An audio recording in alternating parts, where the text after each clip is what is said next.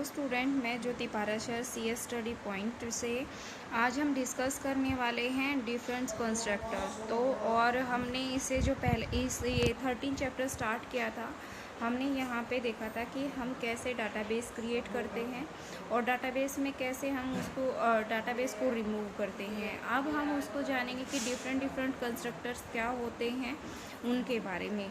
ठीक है, अगर आपको कोई प्रॉब्लम आती है या डिफ़िकल्टीज आती है, कोई पॉइंट क्लियर नहीं होता है, तो आप मुझे कमेंट बॉक्स में लिखिएगा, जिससे मैं नेक्स्ट वीडियो में उस टॉपिक को कवर करा पाऊँ और आपके जो पॉइंट्स हैं वो क्लियर हो जाएं।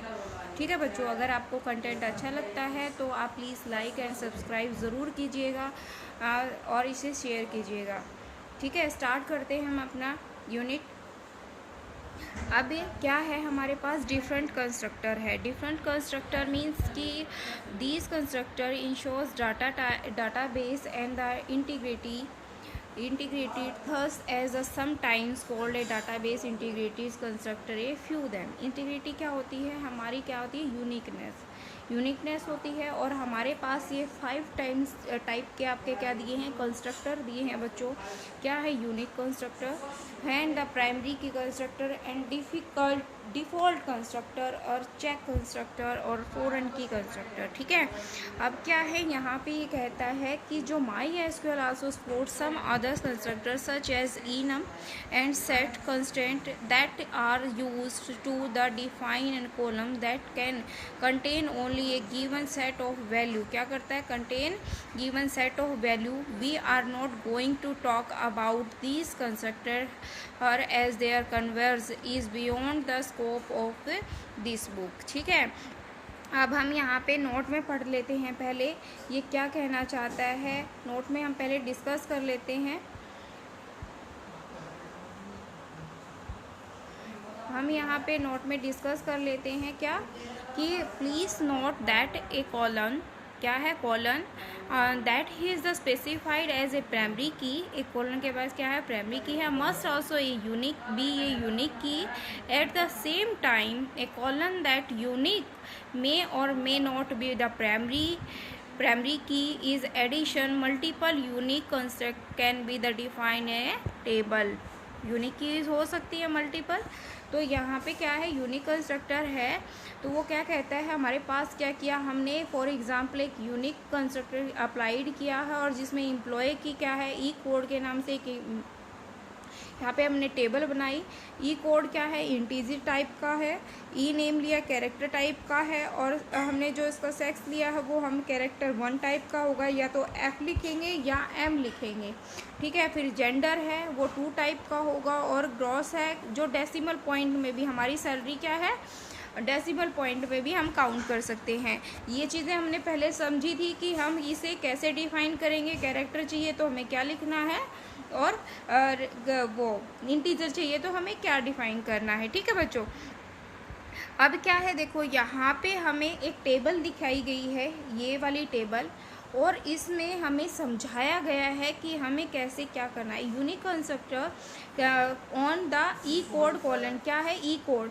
अब देखो बच्चों, जो भी कोई भी वैल्यू है क्या वो रिपीट हो रही है, नहीं हो रही है। तो हमारी अगर कोई रिपीट वैल्यू नहीं हुई, यूनिक कोड है।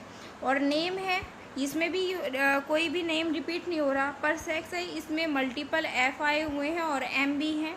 और यहाँ पे भी हमारे क्या है, मल्टीपल के जो ग्रेड है वो सबके हैं। और ग्रोस सैलरी भी सेम हो सकती है, बट सेम कब हो जाएगा, अगर कोई भी ऐसी एंट्री एक और ऐड कर दी जाए, क्या कर दी जाए, इंसर्ट कर दी जाए, और जिसका कोड क्या हो 1105 हो और वो पहले भी ऐड किया हो, तो वहाँ पे क्या है, हमें प्रॉब्लम होती है। Let me check why this error occur, कि एरर क्यों अकर हुई, एंड हम is a reason behind it's the violation of unique constructor E code column. Violation हो जाएगा क्योंकि आपने यूनिक की के अंदर डुप्लीकेट एक और की सेम है वही डाल दी है, तो वो यूनिक नहीं रही है। ठीक है, अब यहाँ पे देखो, प्राइमरी की कंस्ट्रक्टर क्या है, यूनिक की बच्चों वही होती है कि हमारे जो कोई भी वैल्यू है वो डबल रिपीट ना हो। ठीक है, जैसे हमारा जो आधार कार्ड है या वोटिंग कार्ड है वो एक ही होगा, किसी दूसरे बंदे का नहीं हो सकता। ठीक है। अब यहाँ पे देखो, primary key constructor declares a colon as a primary key of the table. This concept is a similar is to unique constructor. Expect that only one colon or one group of colon, क्या है, one group of colon is can be applied in this constructor. The primary key cannot be allowed null value, thus the constructor must be applied to colon and declared as a not null. Consider the following SQL statement. ठीक है। अब यहाँ पे क्या है, there are a difference between unique and primary key. Construct those board ensure unique value. सबके पास क्या है, यूनिक वैल्यू है। Each row is a column, हर एक कॉलन की जो रो है, but unique allow null. Unique क्या है, बट परंतु unique allow null values where primary key does not. Unique allow कर लेता है नल वैल्यू को, पर प्राइमरी की क्या करता है, नल वैल्यू को अलाउ नहीं करता। ये हमारी याद रखने की बात है कि क्या वो क्या करता है, अलाउ करता है। ठीक है, ये आपको याद रखना है। Also there can exist multiple column. आपके क्या से मल्टीपल विद है, unique constructor is in a table, but there can exist only one column और one combination with primary key constructor. तो क्या है कि जो कॉलन और वन कम्बिनेशन ऑफ प्राइमरी की, तो क्या बनता है, प्राइमरी की। यहाँ पे वही है कैरेक्टर और हमें टेबल दी गई है।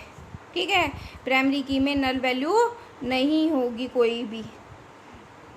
अब क्या है, डिफ़ॉल्ट कंस्ट्रक्टर। डिफ़ॉल्ट कंस्ट्रक्टर की बात की जाए तो ये कहता है a default values can be the specified for a column and using and the default because when a user does not enter a value for a colon having default value, automatically the default defined default value is inserted. अगर हम insert कर देते हैं in the field and consider the following statement, तो हमारे क्या है, देखो अगर हम डिफ़ॉल्ट वैल्यू कर सकते हैं तो हम ऐसे लिखेंगे।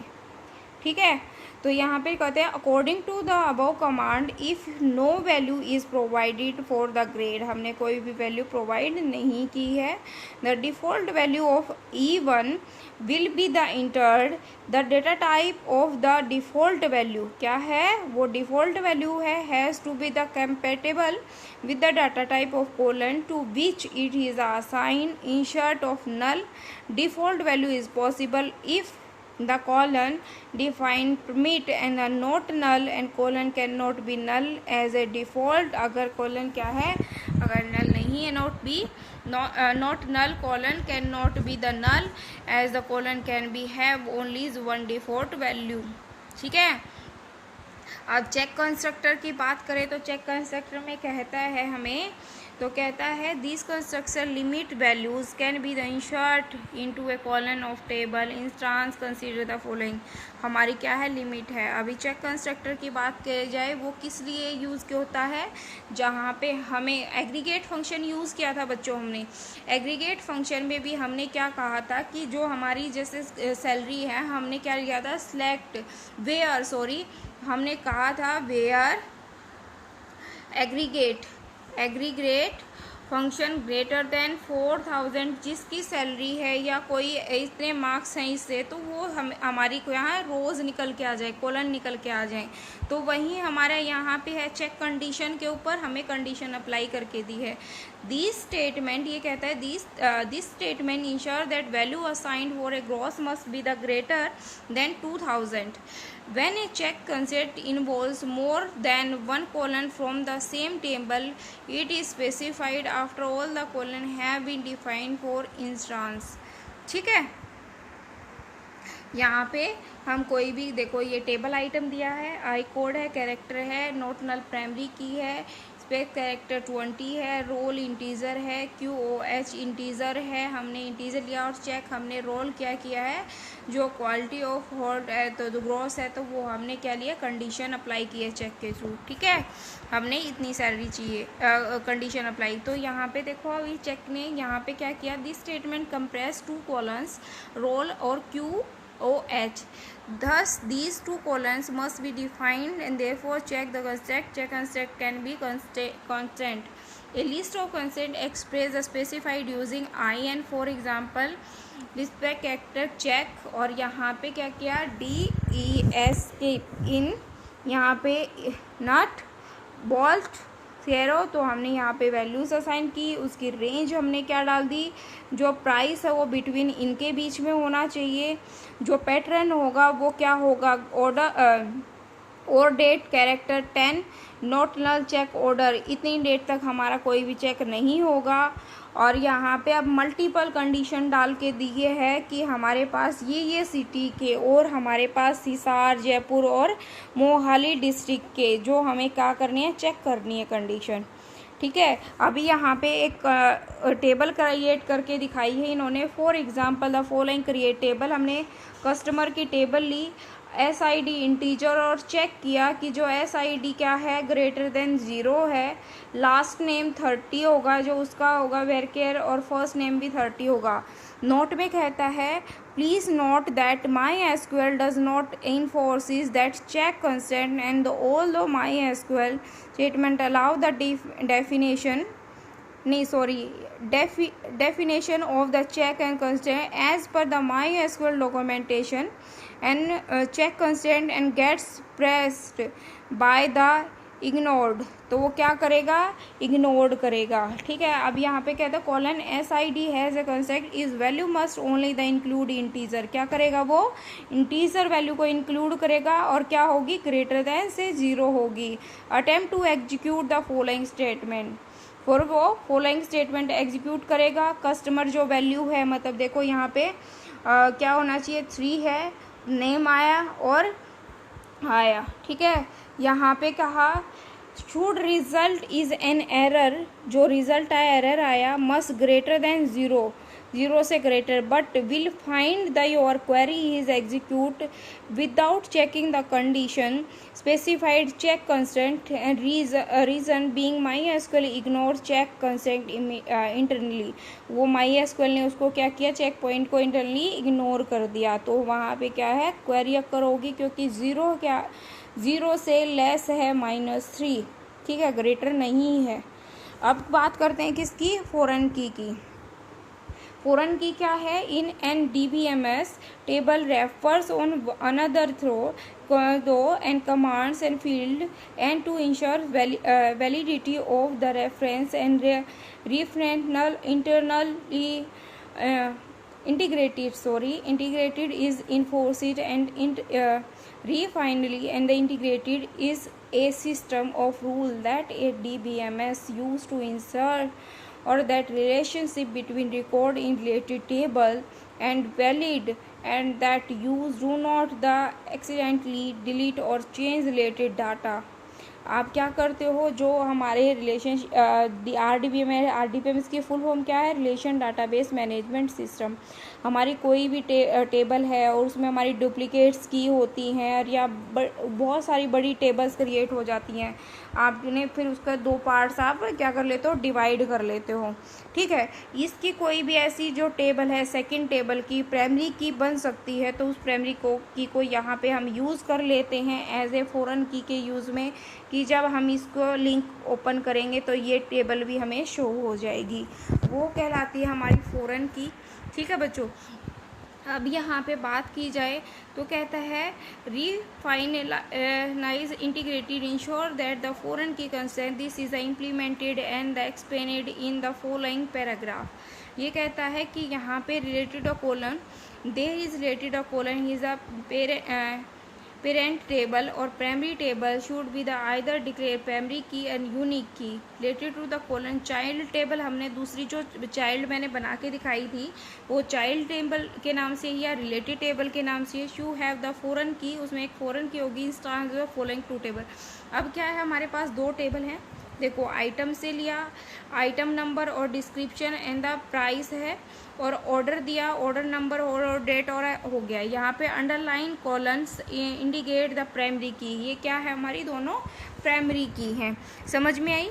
अब क्या कहता है यहाँ पे, ये कहता है both the table in the related through the colon and colon item number, the colon item number is a primary key is a parent table। तो यहाँ पे देखो क्या था, आइटम नंबर है, कैरेक्टर क्या लिया 5, नॉट नल प्राइमरी की। प्राइमरी की क्या होगी, नल नहीं होगी। और हमने जो हमारी क्या थी, चाइल्ड टेबल थी, ऑर्डर दिया था, और हमने यहाँ पे 0 6 और 0 लिया है, तो मतलब क्या है हमारी 6 क्या है, कॉलन है, और 0 हमारी रो है, तो ये भी क्या होगी, नल नहीं होगी। तो हमारे जो रेफरेंस है तो हमने किस कह दिया, item character reference item number चाहिए। तो प्राइमरी की ऑफ पेरेंट टेबल हमारी क्या होगी, शो होगी। Note that the related column item number is in child table. Order has been declared foreign key, किसका, फॉरेन की, रेफरेंस केस। तो हमें ऑर्डर किसका चाहिए, किसका चाहिए, चाइल्ड टेबल का। तो वो क्या बनी, हमारा फॉरेन की बनी, कॉलन। ठीक है बच्चों। अब यहाँ पे देखो कॉलन डेटा टाइप होगा, साइज डिफाइन करना पड़ेगा, रेफरेंस और टेबल नेम। कॉलन लिया, no delete cash card and no update cascade, तो हमें कोई अपडेट भी नहीं करना।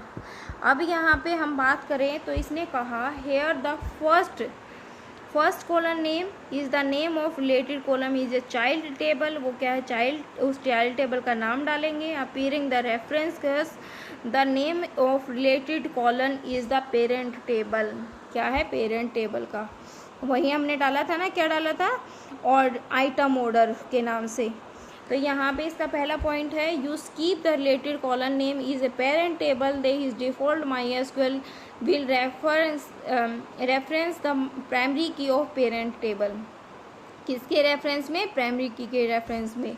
सेकंड क्या है, if you write no delete cash card also the defining foreign key construct then in case row और a multiple is the delete in a parent table. अगर डिलीट हो जाती हैं ऑल इट्स रिलेटेड टप्पल और row child table will automatically delete. ये बच्चे बहुत important चीज़ है। ये क्या है, अगर आप प्राइमरी की से कोई भी टेबल से डिलीट कर देते हो तो चाइल्ड टेबल से वो भी ऑटोमेटिकली डिलीट हो जाएगी।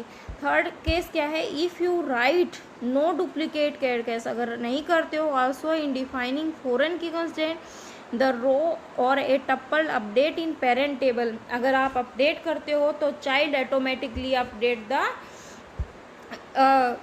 क्या है, टप्पल और रो।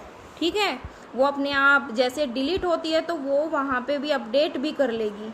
अब क्या कहता है यहाँ पे, जो फॉरेन की कंस्ट्रेंट है ऑल्सो अप्लाइड दो द फॉरेन की।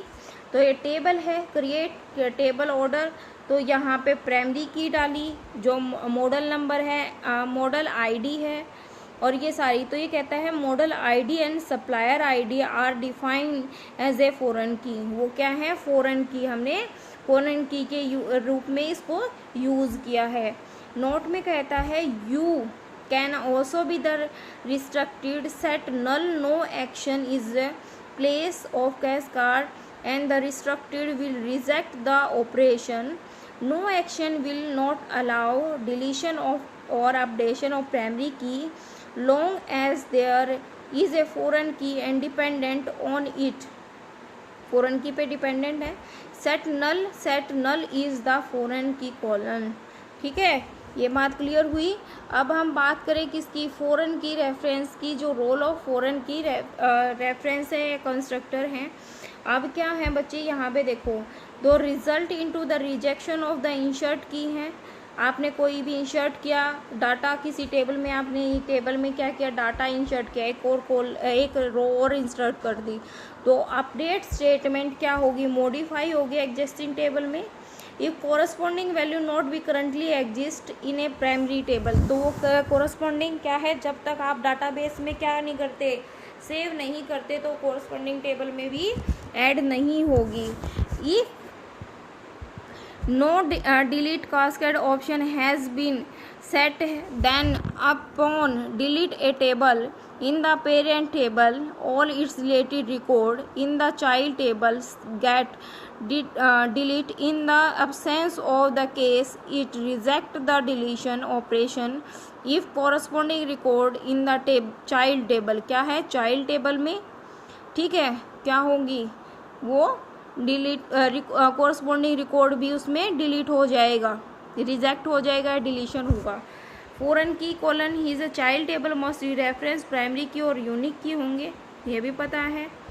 Both rated column parent table और child table should have the same data type होंगे दोनों के, और referenced same table in which the beginning define it may and reference the same table name as in the create table command.